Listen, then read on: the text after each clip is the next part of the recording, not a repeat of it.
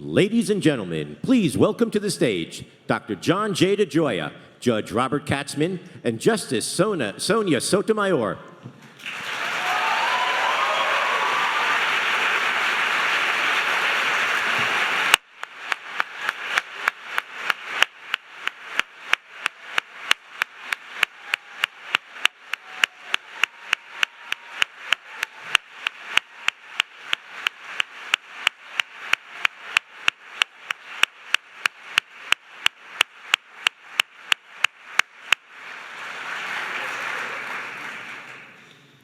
Well, good afternoon, everyone. Welcome to Georgetown.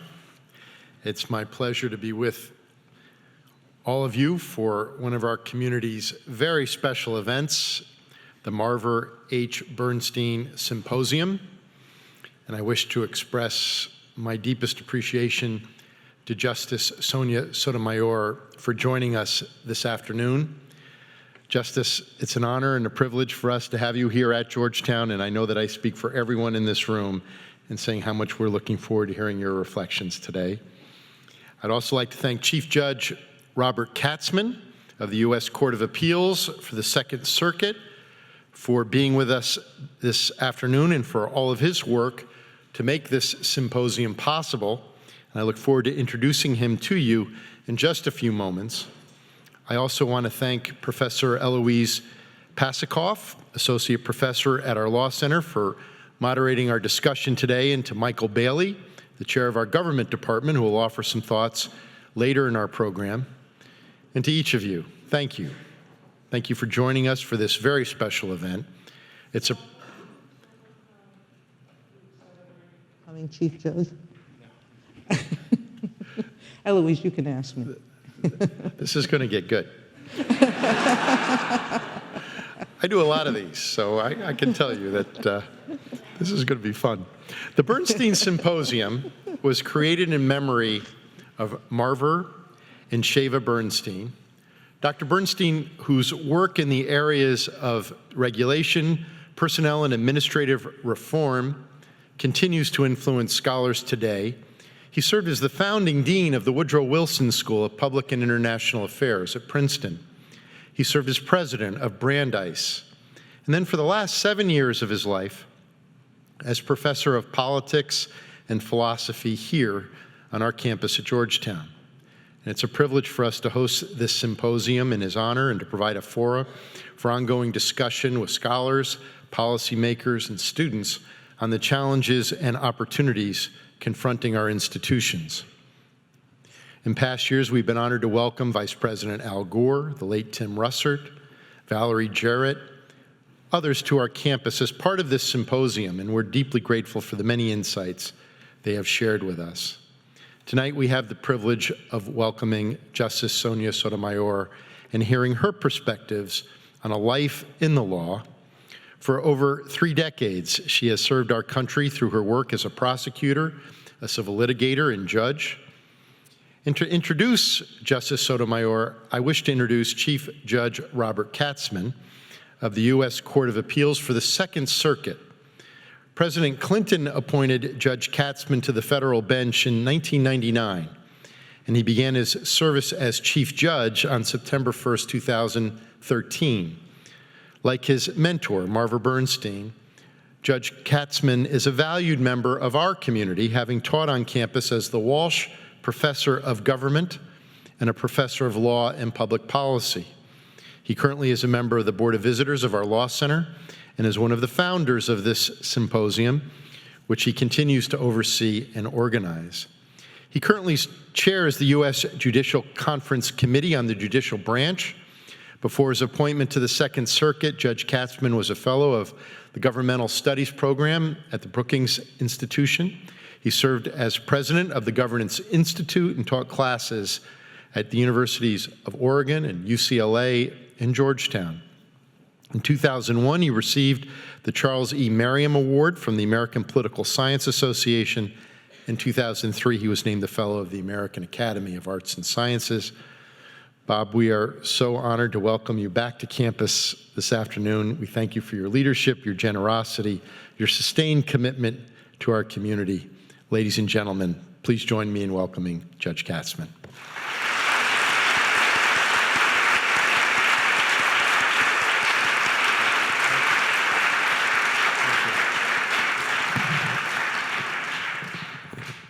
Thank you. Good afternoon, everyone. Thank you, President DeGioia, for your extremely kind remarks. It's always great to be back at Georgetown and to have a chance to see you and my many colleagues. Being here this afternoon stirs the mystic chords of memory. It's a very personal experience, thinking back some 2 decades ago when the Bernstein Lecture was launched with Vice President Gore and continued with so many luminaries. And I must also mention another great mentor of mine, Daniel Patrick Moynihan. It's been great to be connected to this Georgetown community. I've enjoyed coming back here. I've enjoyed being on the Board of Visitors for many years, and I've witnessed the hard-headed leadership of Dean Schraner in these very difficult times. I knew Marva Bernstein very well, and he really was one of 2 people who was responsible for my joining the faculty. Before we get to the main event, I'm going to speak to you very briefly about 3 people, Marva Bernstein, Sonia Sotomayor, and Eloise Pasachoff. My friend Marva Bernstein was someone who admired individuals of professional excellence, committed to public service, of high moral character, and striving to reach beyond their seeming grasp until they attained their aspirations, no matter what the difficulties. Marva Bernstein would have loved Sonia Sotomayor. You students here at Georgetown may primarily know of Justice Sotomayor as the trailblazing Supreme Court justice that she is. Upon her nomination to the Supreme Court, the 3rd woman ever nominated, the first Latina, her name and fame skyrocketed, so that to this day she can't walk down the street without someone, a cab driver, a bus driver, anyone, coming up to her and telling how inspiring her life story is, so that person, what she means to that person, to that family. I've seen it happen every single time since we've gone out since her appointment. She is accessible to everyone. Indeed, she is the people's justice. People of all hues feel a connection with her. Those who must struggle every day, often people of color, feel that their dreams can be realized because of her. The warmth and respect given to my friend is palpable. Sonia, regardless of what is going on in her life, is always friendly, takes a photo with the person who comes up to her. She gives it her all to everyone, 24/7, 365 days a year. Who is she? Who is Sonia Sotomayor? I remember Sonia Sotomayor in law school, and she stood out for a number of reasons. She was brilliant, principled, hardworking, determined, caring about others, generous, and full of life. After law school, we lived in different cities, had different jobs, and this being before email and internet, lost touch. But our paths crossed again when she was considered for additional appointment to the Southern District of New York by President Clinton and Senator Moynihan. And I can well remember saying to Senator Moynihan when he said, "Who is Sonia Sotomayor?" And I said, "Well, she's brilliant, principled, hardworking, determined, caring about others, generous, full of life, and will make an outstanding judge on the district court and beyond." I joined the Second Circuit in 1999, and she was on it beginning in 1998, and we fast became close colleagues. On the Second Circuit, if asked how would I describe her, I would say, well, brilliant, principled, hardworking, determined, caring about others, generous, and full of life. And now, almost 5 years on the Supreme Court, I would say pretty much the same. As someone very proud to call Sonia a close friend, I can personally attest to her extraordinary prowess and excellence on the bench. She is a judge's judge, a lawyer's lawyer. No one loves the law, its structure, its history, its language more than she does. Taking apart an argument, pulling apart the pieces, analyzing the logic, tracing the precedent, connecting the cases of the Constitution, relating the issues to history and today's world, satisfy her intellectually and I think emotionally. She loves what she does. No one on the bench is more prepared than she is for oral argument. No one more eager than she is to explore what is going on a case in the effort to get it right, to get that decision right. Thinking about Sonia Sotomayor, it is not just her professional dedication and excellence I admire. It is also her incredible generosity as a friend to so many. She is a friend, as I've said, for all seasons in good times and bad. I also admire her ability to live a full life, to incorporate life's great pleasures, be it travel, dance, restaurants, an expansive social life. Now, whether you're interested in law or not, the justice's story of her life can't help but interest you. Each of you here today is the beneficiary, will be the beneficiary of an extraordinary gift, the justice's My Beloved World, extraordinarily autographed by her for each of you. Just think about that, 1,000 copies autographed by a busy Supreme Court justice.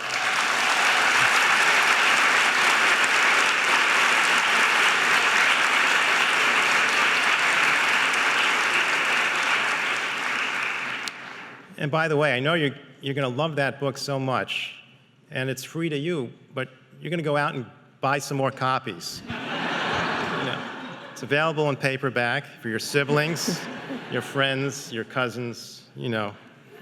I fully expect that of each of you. My Beloved World is a book for the ages, attesting to the extraordinary life, an industrious life, of a highly accomplished and truly cosmopolitan lawyer and judge. The work inspires us, gives hope to those who dare to dream, to overcome obstacles, to not give up, to realize the potential that is within each of us, no matter our life circumstance. No wonder My Beloved World, within days of being published, was ranked #1 on the New York Times bestseller, and where it lived for weeks and weeks. For us, her readers, My Beloved World is now our beloved world. And for many reasons, as we will explore, this compellingly readable, multi-layered memoir about an important judge is already an American classic. Justice Sotomayor and I share in common a former clerk, Eloise Pasachoff, now a distinguished professor of law at Georgetown University Law Center. I first met Eloise nearly a decade ago.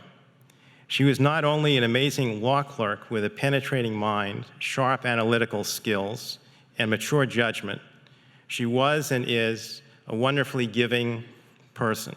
Her career has been nothing short of spectacular: an A.B. summa cum laude, Phi Beta Kappa from Harvard, an M.A. from Yale, an M.P.A. from Harvard's Kennedy School of Government, a J.D. magna cum laude from Harvard Law School. She was, in 2012, the Stephen S. Goldberg Awardee for Distinguished Scholarship in Education Law. Already a beloved teacher, her teaching and research interests include education, social welfare, law and policy, administrative law, governance, and regulation. I predict that if she's not a dean or a university president or a judge, who knows, the sky's the limit. I mean, she's really extraordinary. So when thinking about this evening, Eloise immediately came to mind.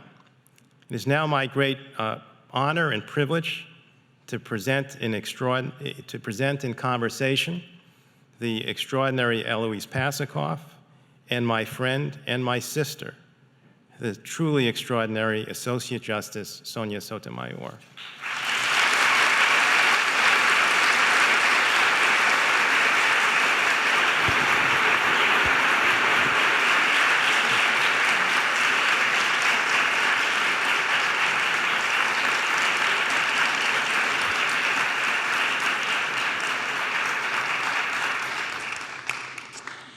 Well, Thank you, Judge Katzmann, for that incredibly generous introduction. Thank you, President DeGioia, and hello, Justice Sotomayor. Hello, Eloise.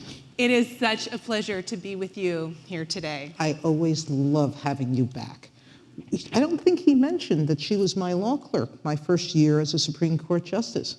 And that's what we share in common, but we share a whole lot of other things in common. When he called me sister, I've called him my brother, and you can see why. No one could have a more loyal and supportive friend than Bob Katzmann. And I joke with him all the time that there's a protocol in the federal system. You get to be chief judge by seniority. And I was appointed before Bob. And in the normal course of things, I would have been chief judge first, and he would have followed me. So to speed up his appointment, he managed to get me appointed to the Supreme Court.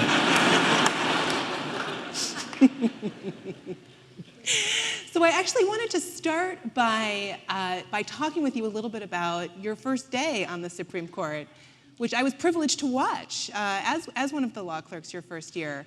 So just to set the scene a little, the Senate confirmed you on a Thursday. I recall, I think you were sworn in over the weekend, and Monday morning, 9 a.m., there you showed up for work.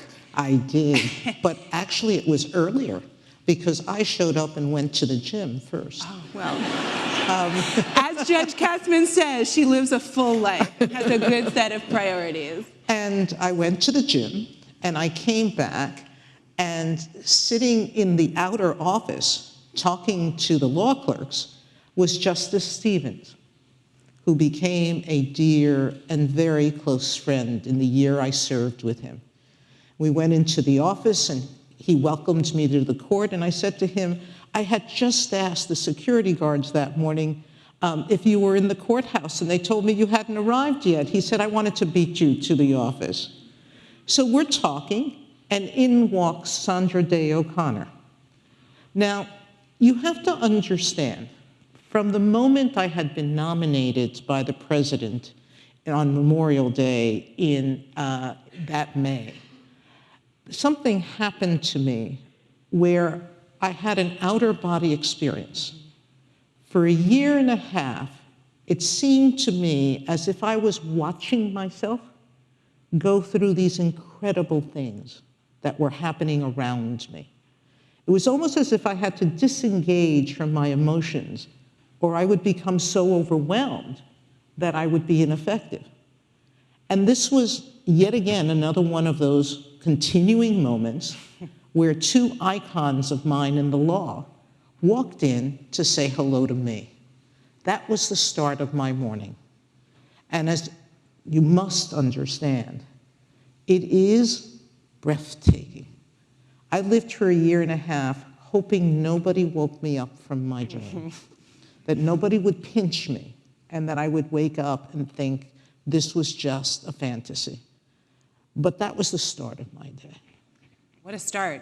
Yeah. So I wanted to ask you about one of my recollections of that first day as well. In addition to meeting all of the other justices who were in the building, you also made a point of going around and meeting all of the elevator operators. And we went to the cafeteria, and you made a point of meeting all the cafeteria workers. We had lunch. We did have lunch. But I remember— Are you going to tell them that they made me chair of the cafeteria They made committee? her chair of the cafeteria committee. She does important work. Yeah, and the following July, the Washington Post did an evaluation of the government cafeterias in the city, and the Supreme Court cafeteria got an F. But I think it would have gotten an F- beforehand. At any rate, the chief sends me a letter the next day because Elena Kagan had been nominated, and we all sort of suspected she was coming on board. And he said, Sonia, you're fired. And I wrote back and said, this was according to plan. At any rate, yes, we did do that day. I was overwhelmed by the building, by the way. It is a beautiful building. It's for those of you who are coming to this university, if you don't take the time to come to the Supreme Court and take a tour, you're doing yourself a big disfavor. It is not only a beautiful building, it's an impressive historic building. And our tours will teach you so much about the law and about the Constitution and about our seriousness as justices concerning the role we play in protecting the Constitution. And so I encourage everybody. I know how busy you can be as students. I was one of them, and I did very little exploring of the community I lived in. But it is worthwhile to take advantage of coming to the court one day. It's important. So one of the things I took from your meeting with the justices, from meeting with the elevator operators and the folks in the cafeteria, is that in addition to the majesty of the law in the ways you've just spoken of, that the law is a human institution and that relationships matter. Well, one of the things that I became struck with my very first day, and it continued and has continued to this day, is how many employees in the Supreme Court have been there either since the beginning of their careers or for decades. And one of them that day came to visit me, the head of our historical society, and he said to me, "Justice, I love this institution. And because I love this institution, I will be your friend forever. And I will guard you and your reputation and the court's reputation with my own life." That attitude sort of comes through the building. But what you're asking is something a little bit different. I very much understand that no one succeeds by themselves. I often hear some people say, "I made it on my own, nobody helped me." And I keep thinking inside of me, that's just not true. It can't be and isn't true of anybody. Because whether you run a business or you're in an office or you're a Supreme Court justice, you've got people working around you to support your effort. And if you don't take the time to recognize that, then you're forgetting that basic truth. We don't work alone. You have to be grateful to those who help you. And that's in part what my book was about, was to talk to people about looking around their lives and recognizing those who have participated in reaching where they are. So let's talk a little bit about that more. There's a real theme in the book about the role of mentors and the role of being open to finding mentors, working with mentors, but also about the role of taking ownership of your own learning and seeking opportunities to learn out. There's a wonderful story in the book about how you sought out one of your 5th grade classmates to ask her how to study. I wonder if you could tell us that story. It's a great story. And then maybe tell us a little bit about how you see these themes of working with mentors and taking charge of your own learning at the same time, maybe in a way that would be relevant for the folks in the audience. You'll learn in the book that I had started out in grammar school as a not very good student. I attribute a great deal of that to the fact that I had started my life learning Spanish before English. And it wasn't until I got to school that I actually began to be taught English. And so the kind of 4 rocky years in school of not quite understanding what was happening around me. And obviously my grades reflected that. Then my dad dies, and we had a prolonged period of time in which my mom was depressed. And I fled to reading to be able to escape the sadness in my home. And that may in some ways have saved my life because it gave me a window of another world. I tell kids all the time, reading is your passport to the universe. You can visit any place, not only in the world, but in the entire universe, just through books. Now, for most of you, you're doing it through television and the internet, but there's still something very special and magical about using words in books to paint pictures in your head. That's where I think creative talent comes from. And so it was real important when I was writing my book to paint pictures of my world with words. And that's what I try to do. And I hope I've succeeded. I think I have. But what I understood in that 5th grade class was I do have a competitive nature. I say in the book that mostly it's competition with myself, but I had a 5th grade teacher who did something a lot of teachers don't do now, which is she would give you a gold star every time you did well on an assignment. And I wanted to collect those gold stars. But I didn't know how to study. And so I was trying to figure it out, and I couldn't, because if I had known how to do it, I would have done it, okay? And what I realized, and in part it came intuitively, but I understood that there was something I was doing wrong, or not doing right, as the case may be, and that there were other kids who knew how to do it. And so I went to my friend, Donna Ranella, she's still a friend now, and said to her, how do you study? And I think she was a little shocked and looked at me and said, you don't know how to study? And I said, no, how do you do it? And she explained her method, and I went home and tried it. And after that, I did pretty well in school. And obviously, over time, I figured out my own shortcuts, my own ways to do things. But I'm often asked, what's the greatest obstacle in your life? What's the greatest obstacle to success?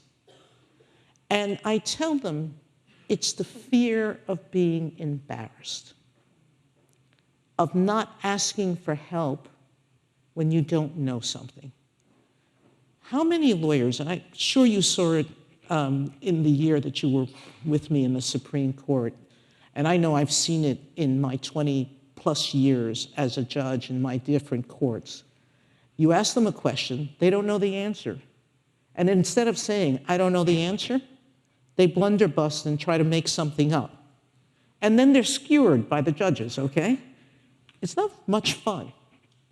But they seem to fear more the saying, I don't know, the embarrassment of that, than the embarrassment of failure in finding the right answer. And I think for me, I understood very, very early on that asking for help was the most important thing to do. And that's what finding mentors is about. For me, who should be your mentor? Someone who can do something you can't do.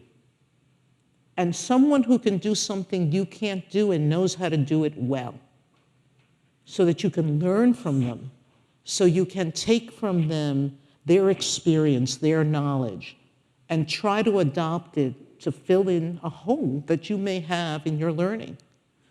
And that's how I define a mentor. And everybody doesn't, one person doesn't have to do everything for you. A lot of people think that a mentor has to be the only person you go to ask questions. I think you look around in every part of your life and you try to figure out who doing that thing that I would like to do better knows how to do it, and what can I learn from them? Now, obviously, when you pick a mentor, please pick somebody that you respect and like. You know, it should be someone whose values, whose sense of integrity, whose sense of interacting with people are things that you think are worthwhile to emulate. And if you do that, you're likely to be picking a person, A, who has a heart, and B, who will take the time to teach you. If you find somebody that you can't make a mentor of through your efforts, then they may not be worth it. And look more broadly as to why not. Because I do think that people who have those qualities I spoke about, integrity, a sense of fairness, a sense of caring, they're people who, if you work with them, will get back to you. So those values. Look at Judge Katz. Well, absolutely, Yeah. and you. Those values fit perfectly with another theme I wanted to ask you about, which is the importance of public service. So there's many moments in the book, in your life, that you've had the opportunity either to seek out some important kind of public service or that somebody has asked you to participate in public service. And so I wanted to just ask you to reflect a little bit about why and how you sought those opportunities out and maybe what they taught you about yourself and the world.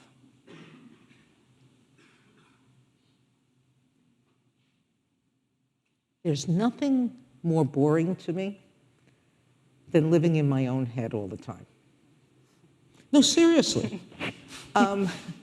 You know, if you spend your life in the I need, I want, I think, I feel, that becomes pretty boring and very limiting, because your sense of self is only fed by you. And that's limited by you. And by that I mean, you can only give so much to yourself, because you need to feed yourself in positive ways to be able to create and give back in more meaningful ways. And so I understood that from public service mostly when I got to college, where I began to do a little bit of it and realized that each experience gave me so much more in return than I gave it, because it taught me about people, about their needs, about the structure of society, some of its weaknesses in helping people. I mean, one of the first community projects I got involved in college came as a result of reading in the local newspaper that a gentleman had been coming from Puerto Rico and his plane had been diverted from a New York airport to Newark. And while at Newark, when it landed, he became a little bit upset because he didn't understand what was happening around him. Today, we think of the US as being filled with bilingual people, but remember, we're talking about the 1970s, where there was a sizable Hispanic population, but it was not as sizable as it is today. And bilingualism wasn't as welcomed back then as not. Anyway, in his agitation, he became a little bit unruly, and the police stepped in and took him to Trenton Psychiatric Hospital. It took weeks for someone who understood Spanish to interview him and to determine that he wasn't crazy, but that he had what had happened, and reached out to his family before he was released. That story shook me. The idea that a group of patients in a hospital had no one to talk to in their own language really bothered me. And so I went to the Latino community on Princeton's campus, and I asked them whether they would join me in volunteering there once a week, and we would take turns, and just go to talk to the people there. And we had holiday parties, and we had get-togethers, we played games with them, for those who could participate, obviously. And we just provided companionship. It wasn't as if we were treating them. We didn't have any capacity to do that. But that experience actually made me feel better about, not myself, but better about understanding the world and trying to change it a step at a time. A lot of people think that the only change you could do that's meaningful is change that I do in the position I hold. It's pretty impressive sometimes when I get to write a really great opinion, or when I'm in the majority in a really great opinion. When I'm in the dissent, it's a little disappointing. But even then, I've been a voice in the conversation. Those big things impress a lot of people, But they're not things that matter to most people. It's those little things. It's the human companionship. It's the trying to make the community you live in a little bit better, a little bit happier. And so that's what I think public service is. It's the kind of public service that says to people, you don't have to be a politician. You can work in almost any endeavor you want and make a difference in people's lives by just giving some time and some effort to that enterprise. Judge Katzman mentioned Dean Traynor earlier. And you know that Dean Traynor here, and as he did in his prior deanship, has always believed that the law should have some practical effect, and that students who are in law school should be working in that area so that it's not always theoretical. I just like him. You can remain theoretical, and boy, do I do that a lot, okay? That's what a lot of my job is about. But the other part of it is being a human being and giving in those small circles around you. So I'm going to follow up on that by asking... So hence my first day of meeting the people in the cafeteria. Right. So I'm going to ask you now a little bit about your day job, but also in sort of the context of the previous 2 judicial day jobs you held. So I think when President Obama nominated you, so I think he said you had 17, I think, years of judicial service, which I think he said was more than any other justice had in the past 100 years. So that's a lot of experience. So you are sort of uniquely qualified to talk a little bit about the differences in the kinds of work you've done at each of those levels. So maybe for the students here, you could just talk a little bit about your role as a district court judge, your role as a circuit court judge, and how those things contrast or compare with your current job, and maybe if there's anything you miss about your work on the other 2 courts. That would be interesting to hear also. Okay. Other than New York. We know you miss New York.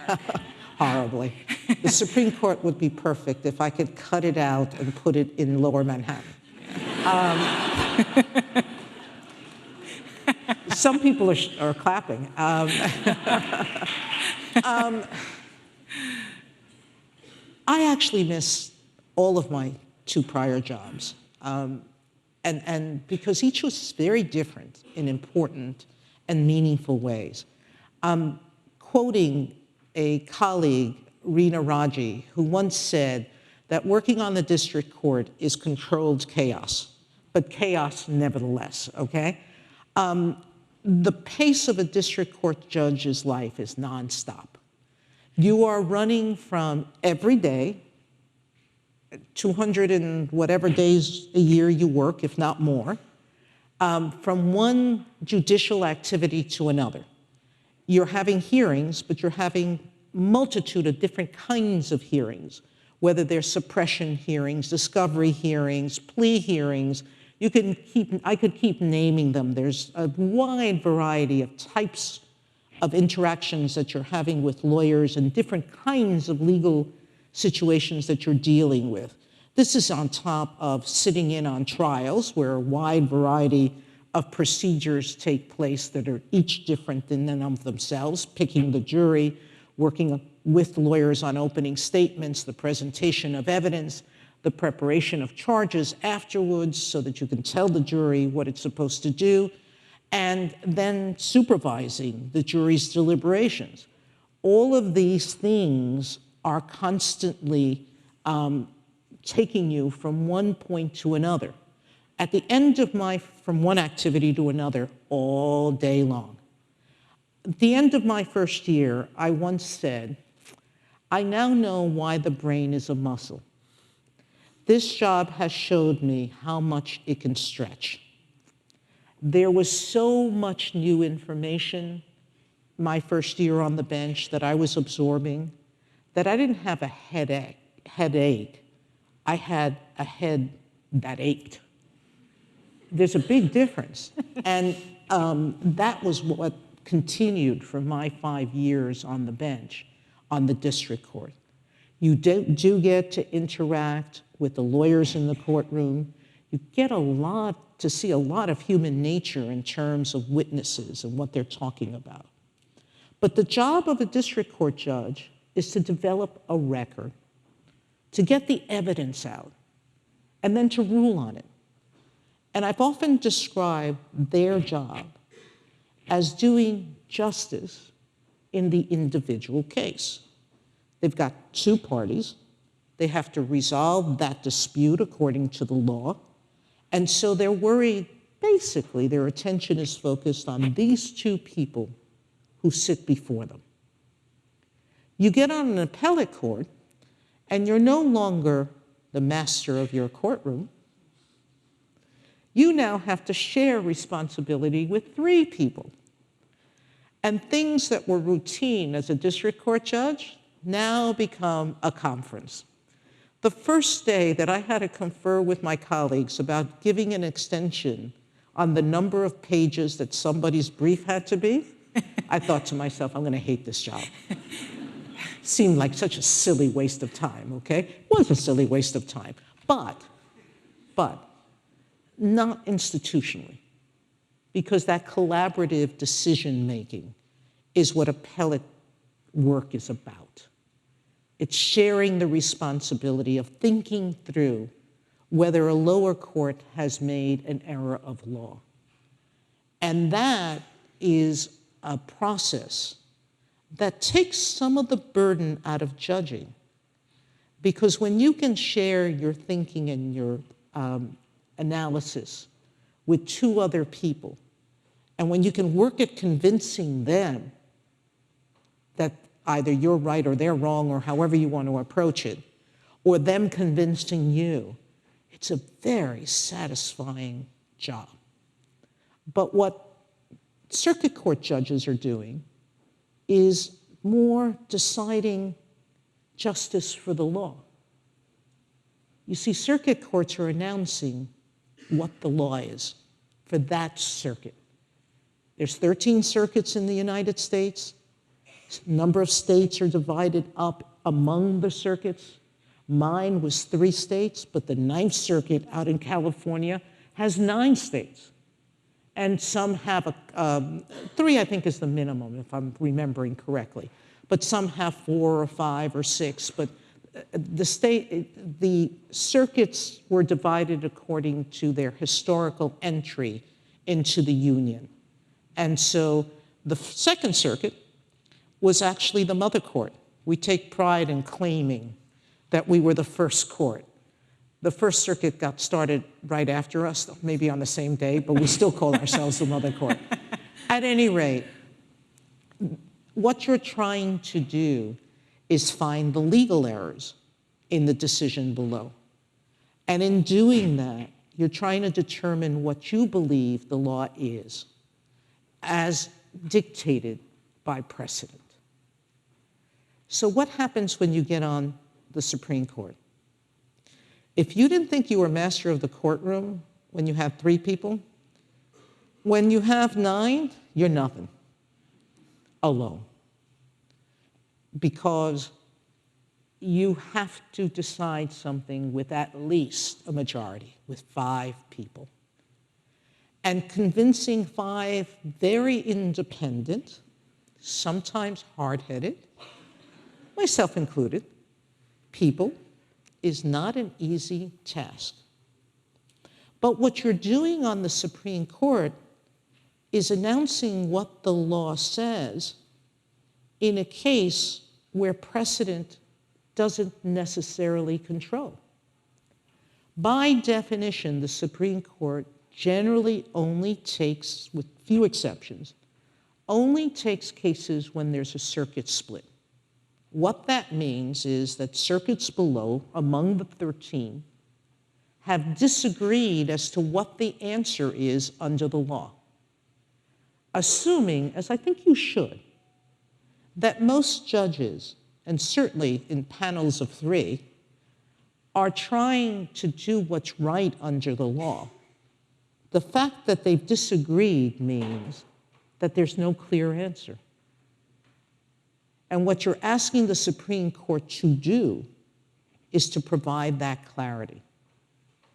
But that also means that the responsibility on us is enormous, because our decisions generally involve matters that affect not the law of your circuit alone, but the law of the country and sometimes of the world. And so the Supreme Court is really the court operating where there is no clear answer in virtually every one of their cases. There is a real problem relying on the news to tell you what Supreme Court cases say. And I know we make it a little bit hard because when you pick up our opinions, they tend to be long, and they often have a lot of jargon. I encourage you, however, not to rely on the news as citizens. Actually read the opinions. When you do, and if you actually read them with an open mind, you'll often come out saying, they both seem right. How can that be? Well, that can be because the law is unclear, because precedents don't really settle that question. And you have to believe, the way I do, that this group of 9 are each passionate about trying to find the right answer. And even though we disagree as to what that answer may be or may not be, we all are filled with the same passion. That's how I can stand being sometimes on the losing end of a case. So here's a more personal question about your day job before I turn to the student questions, and that is, what has surprised you about the day job, working with the 9, or the kinds of cases that you get? And, well, maybe we'll leave it at that. What surprised you? And I guess maybe, 5 years in, are you doing something different now than you did when you started? Worrying more. No, seriously. After you're a judge for 17 years, you don't take your responsibilities lightly. But you do understand that you're not the final word, that there are courts ahead of you. If you're on the district court, there's an appellate court. If you're on an appellate court, you know there's a Supreme Court. So on those unclear cases, there's a lot of comfort from knowing that you're not the final word, that if you're wrong, someone can fix it. When you're on that last final court, you recognize that if you get it wrong, you are really affecting people's lives, if not forever, for a very, very long time. It takes a long time for Congress, if it can at all, to change any statutory decisions we make that they think are wrong. And obviously, if we're wrong on our interpretation of what the Constitution means, then it takes even longer to undo that, if at all. And so the burden of this job and how much I feel it came as an enormous surprise to me. And it's not a bad one, but I have more restless nights. Well, in a way that I hope will not give you more restless nights, I have some student questions. And so I'm going to turn to them now, having been instructed that now is the moment to do so. Okay, I don't know who pointed that out. Whoever asked the question, would you please get up? And just, if you're up there, because I can, with the lights, I can barely see up there, just say, I'm here, or something like that. At one place I said, say yo, but I just like knowing who's asking the questions, so I don't want to embarrass you, but please do stand up. Okay, so the first question is from Mariah Mendoza. Hi. Hello. Well, now I feel silly reading her question since she's there, but no, I will continue on as instructed. Hello. So her question was, what's the one piece of advice you would tell your younger self as a female? And that's underlined.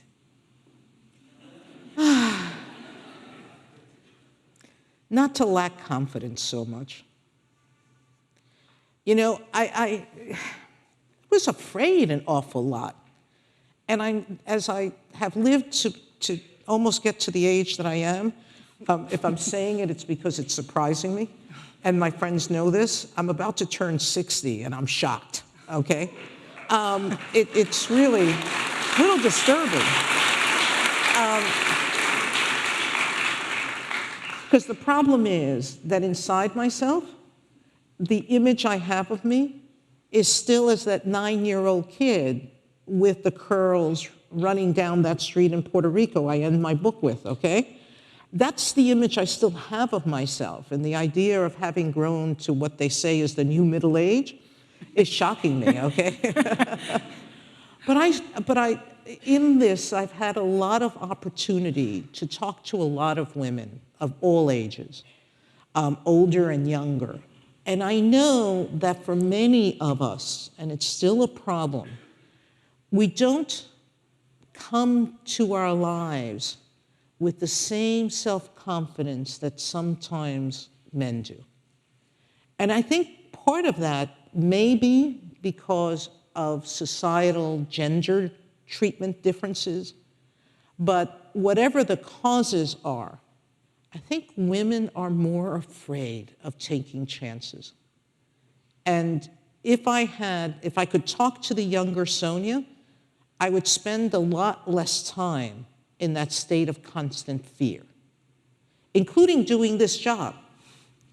I spent, and Eloise can talk about it, my first year petrified. It saps a lot of energy out of you. And I still have moments of it, and probably will forever, and I wish I could change that. As I said, embarrassment or the fear of embarrassment holds you back, and the lack of confidence may not hold you back, but it certainly burdens you unnecessarily. So here's a question from Josh Jowdy. Josh, where are you? Ah, hello. I want to thank you again very much. Thank you for being here. So again, Thank you all for coming. I know I've taken you away, some of you, or a lot of you, from classes, so thanks. So I'll again read Josh's question. So with a career in the law, particularly one which involves so much time on the bench, have you found it appropriate to set goals, or are you wary of having an agenda? Oh, I'm assuming from the question that you're talking about professional goals or goals as a justice. Josh, yeah, he's shaking his head, yes. I don't know if I'm afraid of having an agenda. I don't think that that's what motivates me against having goals. I think what motivates me is understanding that it's not within my control. Meaning, we respond to cases as they come to us. And it does happen that a lot of those cases are important, but when they come and how they come in what factual setting is not within our control. And neither are you going to have colleagues who are going to agree with you. And I think if you're a sensible person, you understand that although you might have confidence in what you think your vision is and what the law should be, you might be wrong. And you should take pause when people are disagreeing with you to think through carefully their side of things. Now, that doesn't mean that principle won't lead you to still disagree. I've had already my fair share of single dissents, but I do them because I think there's an important reason to do it. But my point is that I don't think I do it from fear of setting an agenda, but more from the recognition that my agenda may not be the best. That's really dangerous to think that you have all the answers. And so I do try very hard to grow with my job to deal with each case on its own terms, and to understand each side of the arguments being presented so that I can render a decision based on that set of facts, that issue, and not my idea of what's right or wrong. The most dangerous thing in judging is playing God. That, to me, is the most dangerous thing. Here's a question from BB Albornoz. Ah, hi. Thank you. So again, I read her question. Well, I follow directions. Which aspects of your childhood have been most salient in your legal career?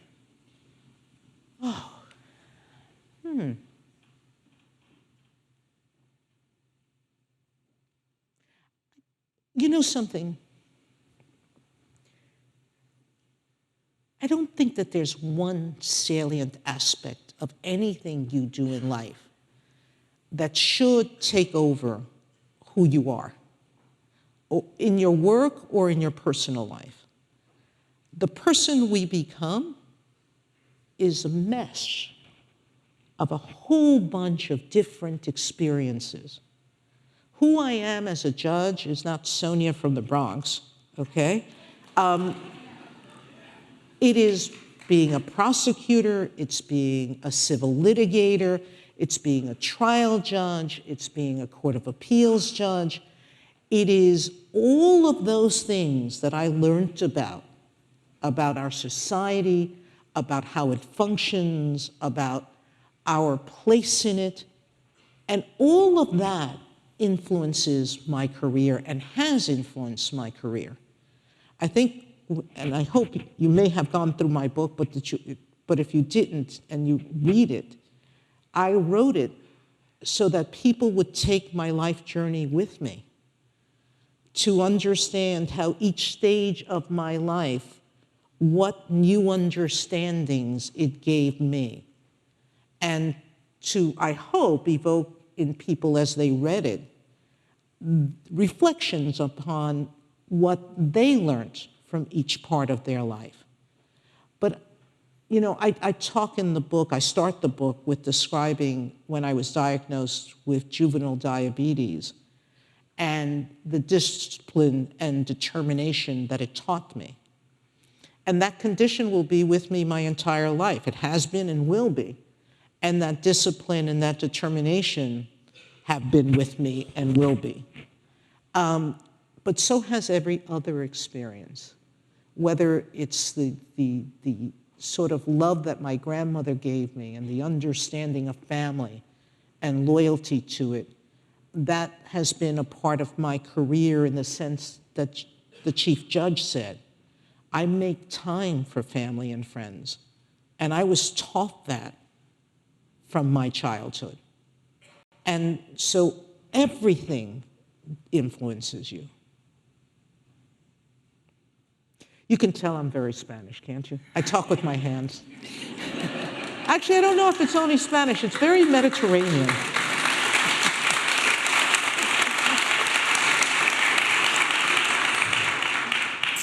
So here's, in fact, a follow-up question from Chris, College 17. Hello, Chris. So Chris asks, what challenges have you faced reconciling your Hispanic background with a traditionally Anglo-American institution? And then he's got a little sneaky follow-up, which is, what do you read for pleasure? There hasn't been a whole lot of that, okay? I thought you'd say that. You know, a lot of my reading in recent times has been legal reading. And so I can't really talk about pleasure reading anymore. If you talk about the times that I did like pleasure reading, I love sci-fi. It's a perfect escape from this world, okay? Even with all the lectures, lessons it does about human nature, you know, I just adore it. And if it has dragons and elves and dwarfs and things like that, I like it even more, okay? You know, I was a Harry Potter aficionado, and I often, I often think of myself walking through the Supreme Court. Yeah, when you come to see this building, you know what I mean. Lots of marble and lots of portraits, mostly of men, okay, if not all of men, except one, Sandra Day O'Connor, up on the walls. And I would walk through on the weekends and hear my footsteps on the ground and think, oh God, those paintings are going to talk to me. And you know, a little bit scary, okay? I'll tell you my favorite story of that first year. I don't know if Eloise remembers it. I came to work one day, and I was leaving to go to a meeting, and I walked around the corner, and I stopped, and there was a stairwell there. And I looked at the stairwell, and I looked around, and I said, did I turn the wrong way? And I walked all around, thinking, I'm lost, but how did I get lost coming out of my office? And I went back to my office with my face in a total state of shock, okay? And I looked at my assistant, who had been Justice Souter's assistant at the time, and I said, Shelley, I think I'm going crazy. And she said, Justice, they took the wall down last night.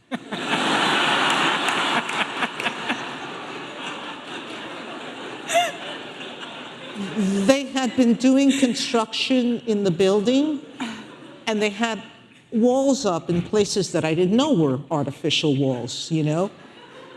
And so sci-fi is really important to me, okay? Anyway, but that's what I tend to read.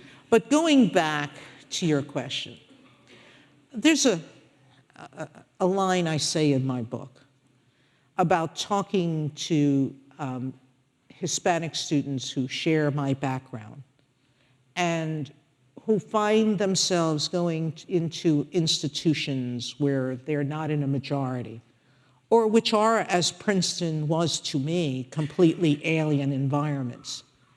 And I talk about the need to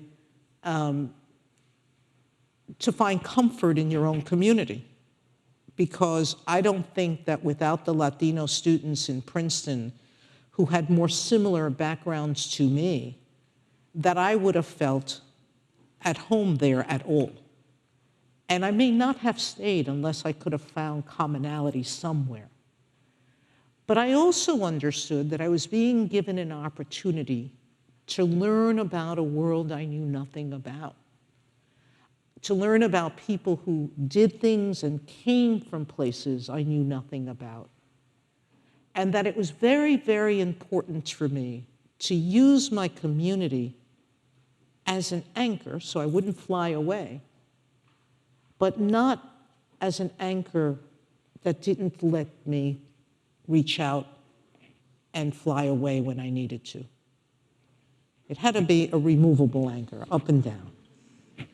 And so it was important to me when I was there to be a part of every world I could be and to learn as much about other worlds as I could. And that's how I've navigated. I still do that. You know, I certainly have involvement, continuing involvement with the communities I came from. But I also am very enmeshed in the world that I'm in. And I'm navigating it by learning about it, by becoming a part of it, not separate from, but as I said in my book, building bridges between the worlds. And that's what my book is about, to show the wider world what my life was like, but also to show them the commonalities we have. Can't tell you how many people from vastly different backgrounds than my own have come to me to share stories about how similar something in their life was. Justice Ginsburg read my book, as most of us, if we get to read anything during the term, do. It's in small bits at a time. And she read it in chapters over a series of a few weeks.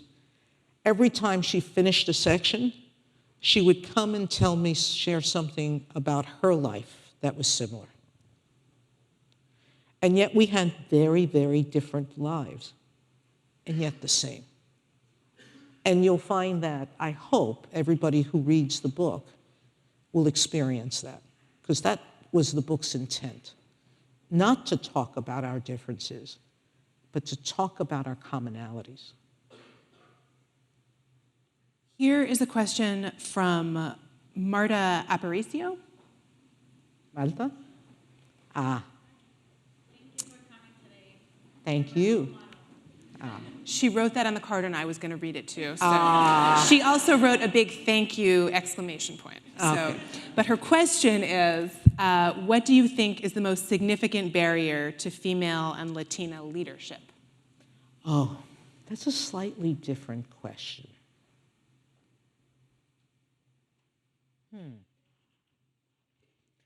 Marta, I haven't been asked that before. I'm trying to think of what I might think that is. I think we're getting better at it, but we don't have one culture in the Latino community. We come from very, very different countries and backgrounds that the larger community in the United States paints us with the same brush often. Doesn't mean that that translates to us feeling like we're one group. We laugh. I was at dinner with some friends the other night, and we were talking about the differences in words that Guatemalans, Puerto Ricans, Dominicans, and Mexicans use, because there was those 4 people there. And we were having fun trying to figure out each other's words, okay? And we were having fun about it, but it's a reflection of a difference in our cultures. And I think that we're, as communities, growing to understand that, at least here in America, we have to create our commonality. We're going to have to work towards understanding that that will give us greater strength. And once we do that, I think it'll be easier for us to recognize leaders. Because until we do that, we won't be able to speak with a common voice. Not one voice, by the way. I think that's a mistake.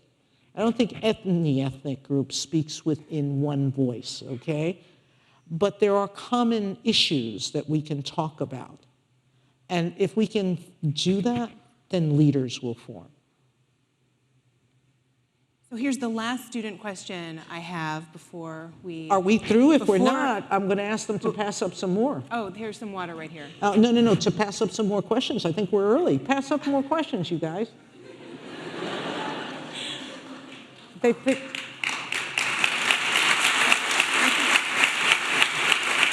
I need Ricky. Where's Ricky? Did she leave? So there she is. Pass up some more of those questions. Okay. Okay, so I'll ask the last question No, I'm not going to cheat them out of time. Okay. So here's a question from Thomas. Oh, people. This is why professors like when you type your exams. It's Mercad.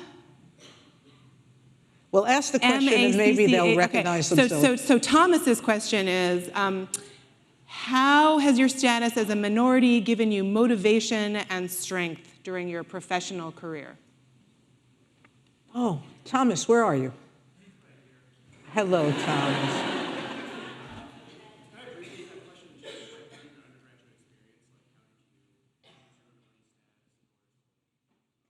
Speak up again. I didn't hear you.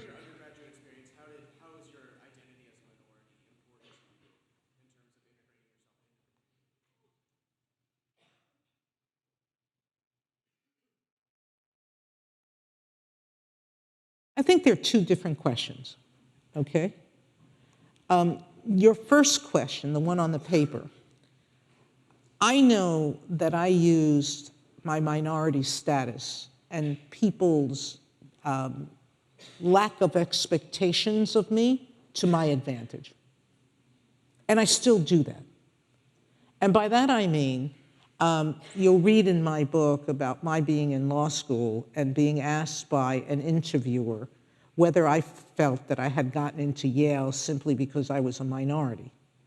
Well, it helped a little bit that I was summa cum laude Phi Beta Kappa from Princeton.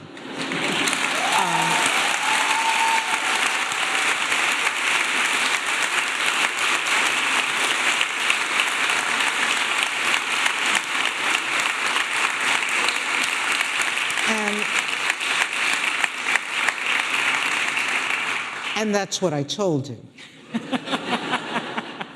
But I remember being in the courtroom as a district court judge, and here I am, all of a big 38 years old, a young Hispanic woman, sitting in a courtroom with an attorney who I know had to have been practicing about 40 years.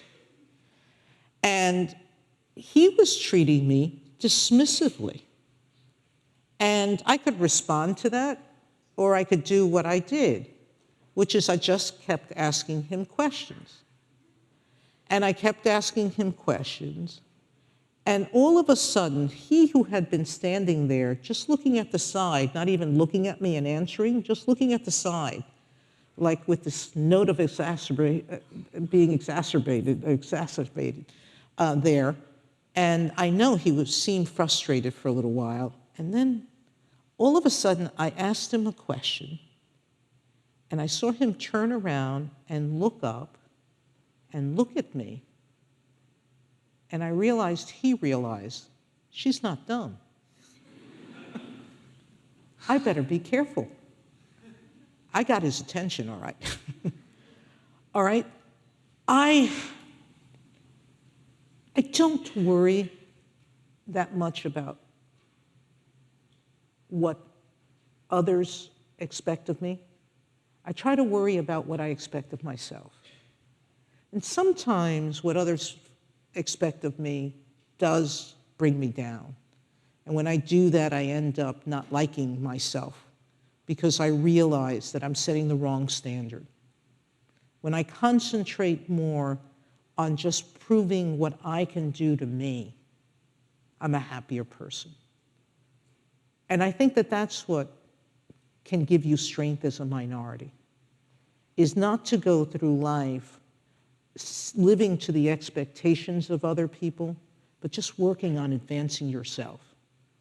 Every step you take to become a better student, to become a better professional, to educate yourself, both in terms of knowledge and skill, that's what counts. And I think that if you're a minority where people are not having expectations of you that are high, it's really satisfying to prove them wrong. And you can take well-earned pride from that. Now, the question you asked when you were standing up was, I think, different. Because you were talking more about what do you do when you're here, either to take pride in that identity or to prove it in some way. And I just don't think that that is a helpful way to look at it. As I explained earlier, I think it's more helpful to think about, how do I build bridges in this larger community? What do I do to learn more about those people in the community who have lived and live different lives than me? And how do I share with them the life that I've lived? Recognizing that both have equal value. If you can do that, then you'll live in both worlds relatively comfortably, and occasionally still feel a stranger in both. Look, you're at Georgetown, if you come from the background I did, you're going to find that people in the communities you came from, they're going to start treating you differently. Because the reality is that you're no longer going to be completely like them. You're going to be better educated. You're going to have more opportunity. In some ways, you're going to speak differently. These are not bad things. They are just the reality of the opportunities you've been given. But it doesn't mean that you have to feel badly about those things. It just means that you accept them and you give comfort to the people who love you by reminding them that you're still you. You know, the first year that I was on the bench, on the Supreme Court bench, and as you know, I got a lot of public attention, I went to my family's holiday party, which my cousin Miriam, who I describe in the book, hosts every year. And I walked in and sat down, and for about 10 minutes, everybody was silent, waiting for me to talk. And at some point, I said to them, ¿Qué le pasan a ustedes?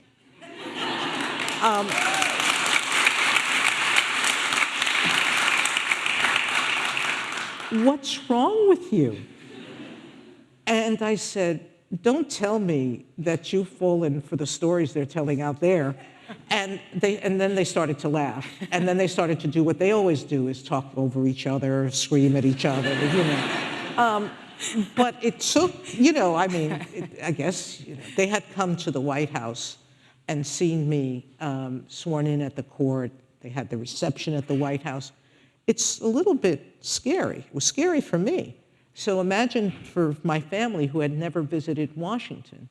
I knew that, but I had to take time to remind them that Sonia was still Sonia. So I saw 2 more questions passed up for me. So this is, thanks. Okay, so Zaya Jawadi. Hello. Hi. You're welcome. So he asks, what are your thoughts on a retirement age for Supreme Court justices? You know something? When I started my job as a judge, I was 38. And my assistant, Teresa, who's still with me, started with me. And the first week or so, the other judicial assistants in the court took her out to lunch. And she came back from lunch and said, Justice, a judge, actually, I think you called me Sonia because we were in private. She said, Sonia, I feel kind of stupid. Would you please tell me what senior status is? Every one of those assistants knew when their judge would take senior status to the year, month, week, and day. Senior status is when a judge can retire. And I looked at her and I said, Teresa, I'm 38. You don't even have to know about it. We're too far away from thinking about it.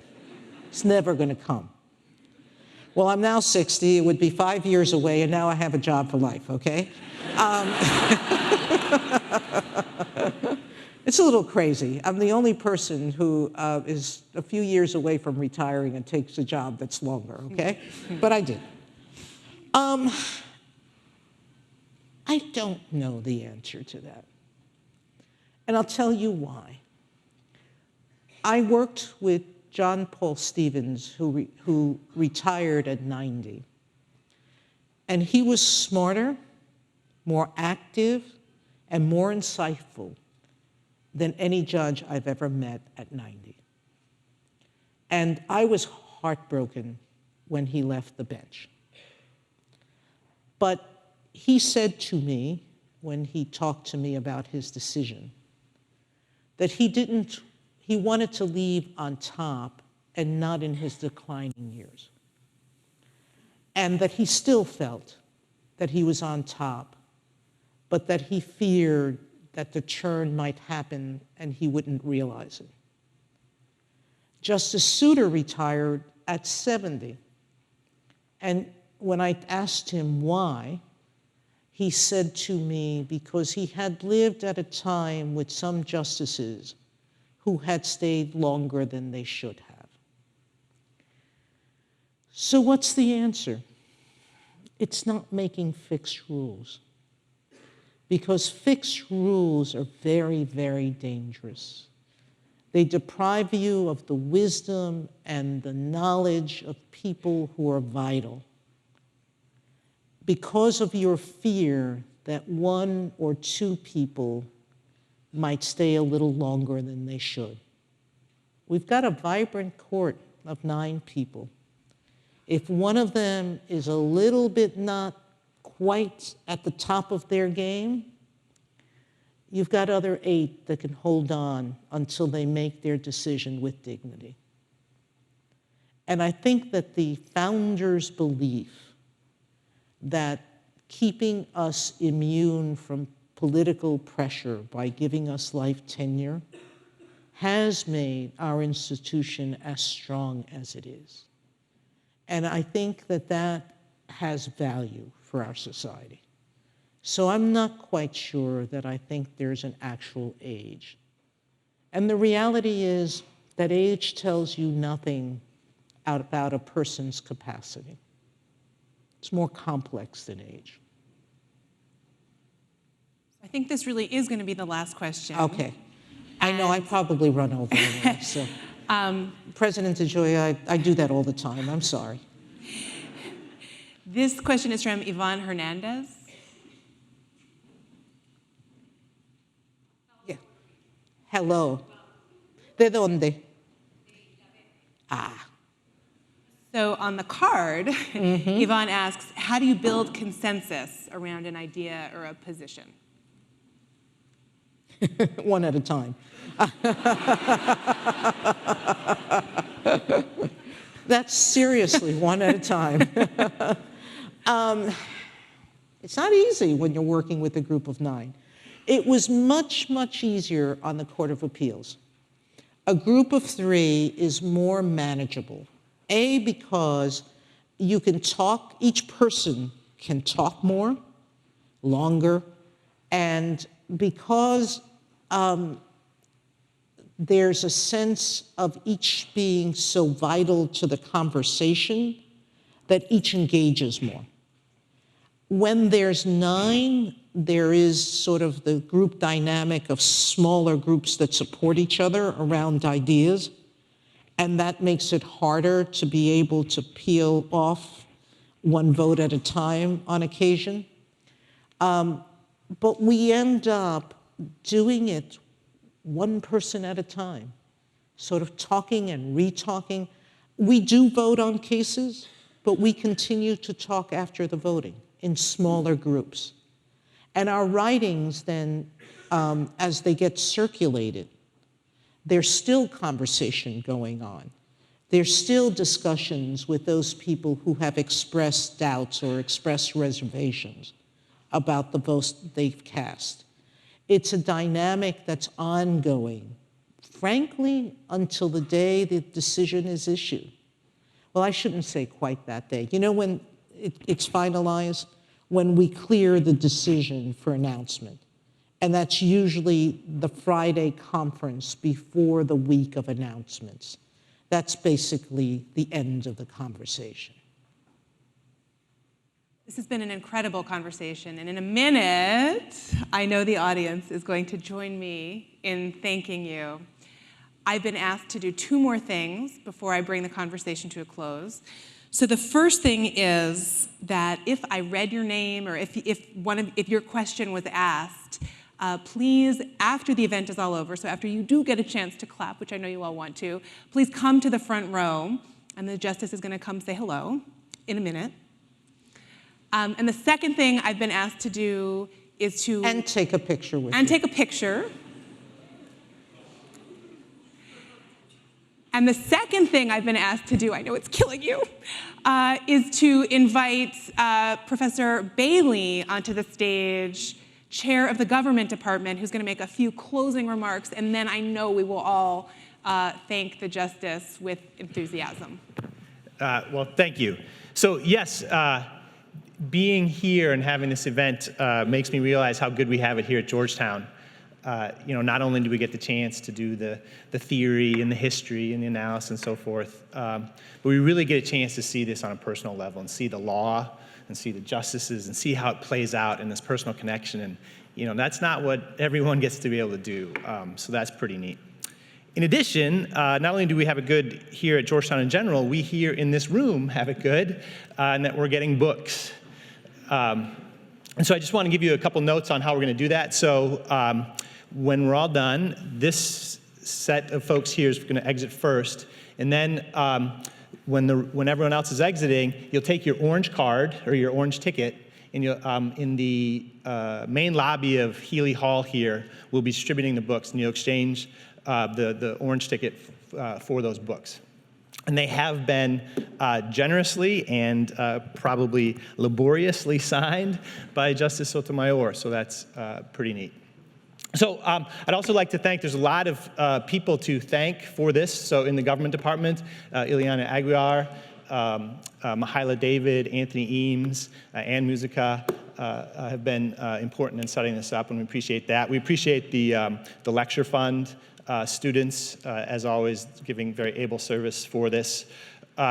We appreciate the friends of Marbury Bernstein who have made this possible. And I just learned that when they set this symposia up, they basically bound Judge Katzmann to this. And they had the foresight to say that he would be involved in this whether or not he was at Georgetown. So they seem to know what your future was even back then, and that's been very fortunate for Georgetown. So, and a big thanks to Judge Katzmann for all that he's done. He's a huge, huge asset for Georgetown and for the government department. Thank you, Professor Pasachoff, for really guiding a fun and stimulating event. And most of all, I'm sure everyone joins me in thanking Justice Sotomayor. The event has been great.